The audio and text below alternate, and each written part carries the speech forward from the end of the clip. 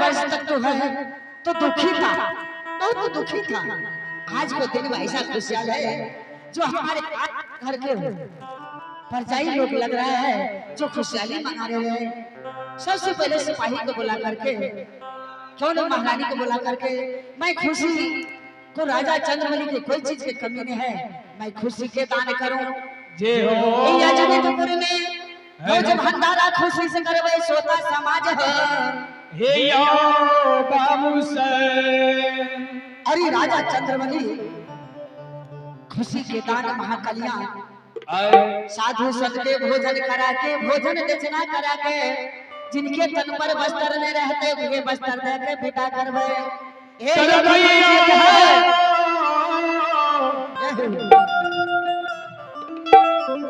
ये श्रोता राजा अजमेर में राजा चंद्रवली की कोई चीज की कमी नहीं रहे।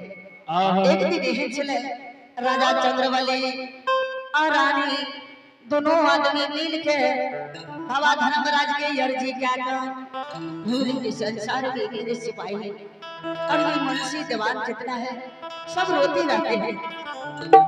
भगवान हो एक समय में गुरु बाबा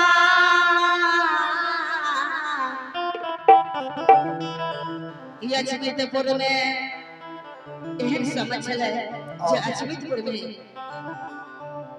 कोटीपुर की गुरुद्वारा राजा चंद्रवली के कोटीपुर गुरु बाबा अजमेरपुर में आयल छले।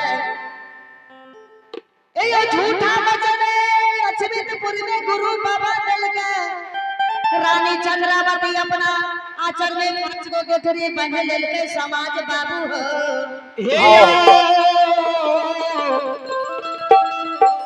ही समाज बाबू जे राजा रानी आओ कृष्ण गुरु बाबा अपने झूठा वचन के मुंह से काट लिए हमरा विश्वास भ गेलै। ए हो झूठे के हो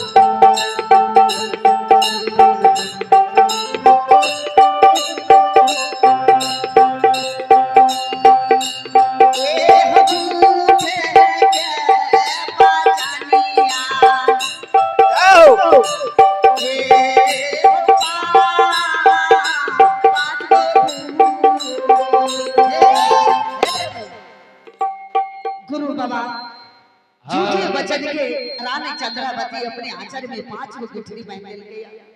हे ये केले रे पूरे ने झूठे वचन के ये राजा लक्ष्मीपुर में राजा चंद्रबली के 5 गो पुत्र के समाज बाबू हे यो राजा चंद्रबली 5 गो पुत्र का पिता कहलावे छे, 5 गो पुत्र के रानी चंद्रावती माता कहलावे छे। अब मैं सिपाही के बोला करके राजा लक्ष्मीपुर में जितना ही पर्चा लोग है सब को लहकार दे करके मैं खुशी के भोज भंडारा करूंगा। करबई हो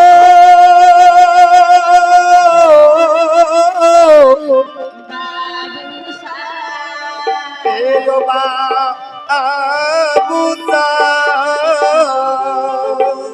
मैं ये बगत है मैं सिपाही को बुला लगा और महारानी को बुलाओ और धूमधाम से भोज भंडारा करो और भजन सत्संग कीर्तन मैं कहूं अपनी राज लक्ष्मीपुर में भोज भंडारा सत्संग भजन और गुरु के भजन सुनाऊंगी और भजन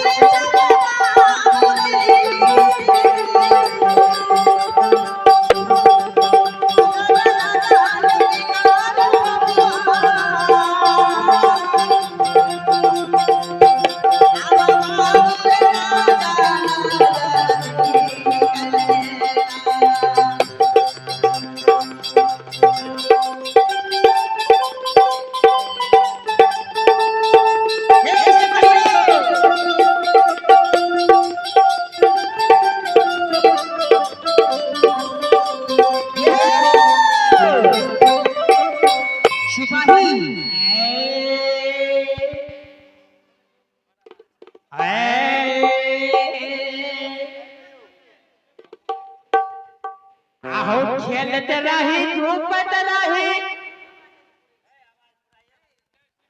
आहो खेलत रही धूपत रही अकली न कोनो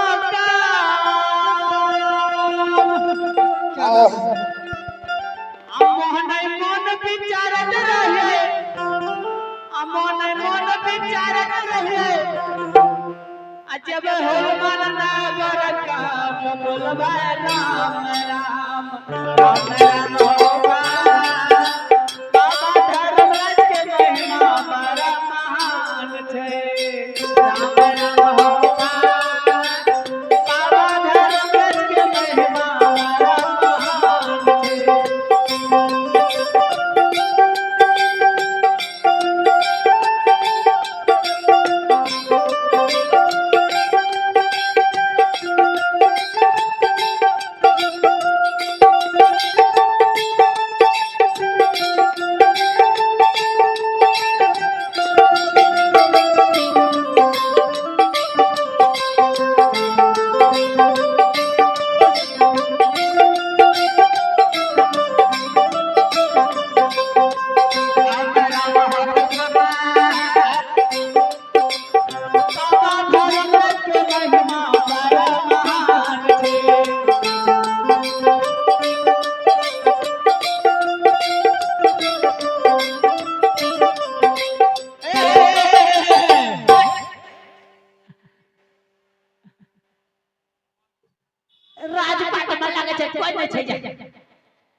कत्ता गेले साहब